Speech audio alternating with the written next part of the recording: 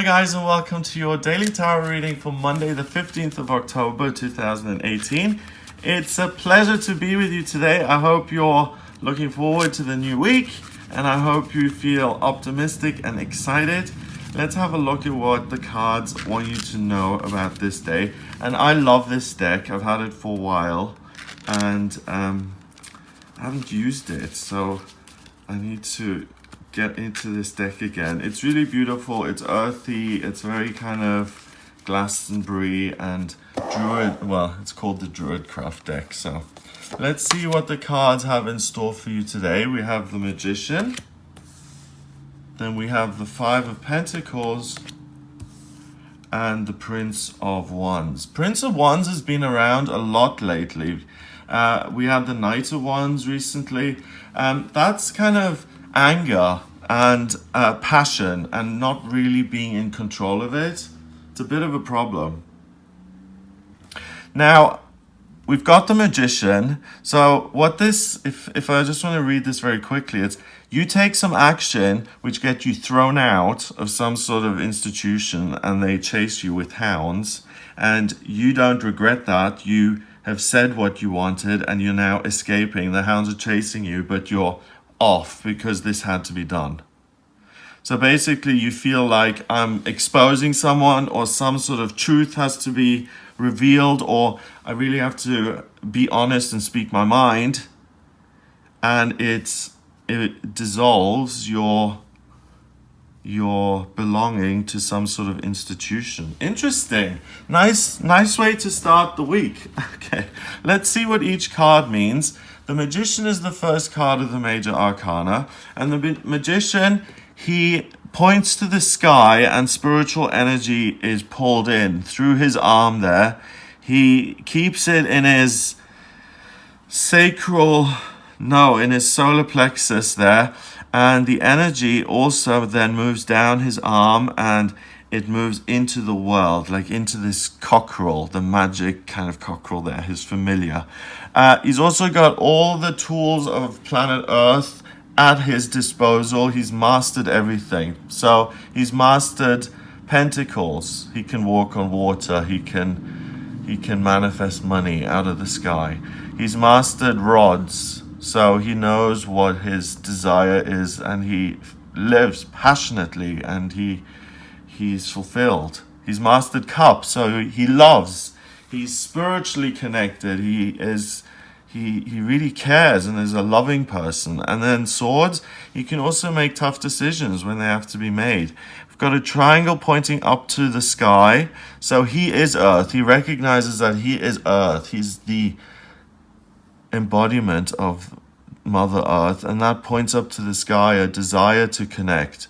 The infinity symbol there, he's always trying to channel the right energy and form things in the world the way it's basically the Lord's prayer. God's will be done, thy kingdom come, thy will be done on earth as it is in heaven. And you're a tool for that, kind of, if you start to channel the energy of the universe. We've got a little face here that's underneath the triangle, and that's even more earth. That's like the face of the first human. We've got a tooth there, which means that he kills to survive. He's got no problem with that. And he's really powerful, and he feels guided to take action at certain times. So the universe says, listen, Jonathan, this is the truth and this is what I'm giving you today. And he has it in himself and he has to take action. He doesn't have to, but he can if he wants to. Now, if you get an idea, let's say you're working in a company and you get the idea to really expose what's going on or to threaten the boss by saying, I've got proof of what goes on here. I'm going to expose all of this if you don't comply or pay me something. Or if you really want to get something off your chest as well, you've got some sort of belief that you feel is really right and that needs to be expressed. I really feel that you do have a choice whether you can express yourself and have a voice today. You can either keep quiet or you can say a lot. But because we've got the Magician pulling power in, and we've got the Prince of Wands, power, fire, it's going to be hard to keep your mouth shut. So if you have an opinion on something, you're very likely to speak up about it, and it's likely to get you into trouble.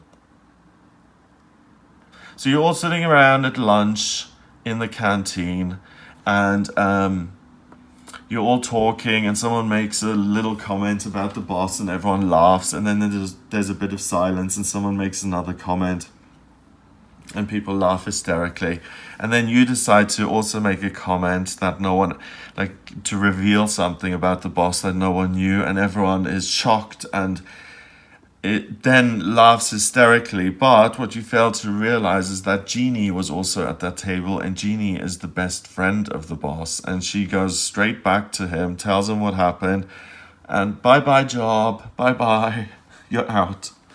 And then, so the actions you take have consequences. That's something they teach at school. Actions have consequences. When you do something, there's a result. So the actions you take are likely to get you kicked out of the club. And what's likely today is that you're not going to regret it, but you're going to say, hooray, I'm out of that club. What a bunch of phonies they were. What a bunch of hypocrites. I'm so glad I no longer have to be there. I'm free. I'm passionate. I'm alive again. You know, when you walk out of a job and you just... it's the best feeling in the world. Like some horrible job where they use you and you do the minimum because you know you're being exploited, and you just given your notice, and then the day you leave, you walk out and it's like, I never have to see any of these people ever again. It's so liberating. So that's, I mean, people who love their jobs won't understand that, but people who've been forced to take jobs they don't like because of money and actual survival, you know, having to pay rent and utilities, you'll understand what that's like. So it's not something that I think you're going to particularly regret. But ultimately, it's really potentially life-changing. So the stakes are really high. Everything is really... the pot has been stirred. I think tensions are super high. If you want to,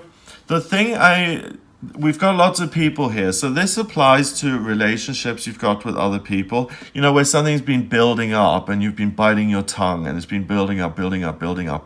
Or it has to do with your work. Those are the two areas I really see this happening in. And you're really feeling those feelings strongly. And if you communicate what you're saying, it's really likely that you'll end the relationship or you'll end the collaboration or employment with your employer, because you're going to say something that is not going to be well received. And that teaches you become the King of Wands. It teaches you that you can't always speak your truth because it's not appropriate at times. My suggestion would be to try and download this information and plan for the long term, rather than making some sort of on-the-spot decision and without notice packing up your things and bulldozing your way out of that office and saying goodbye, I'll never see you again.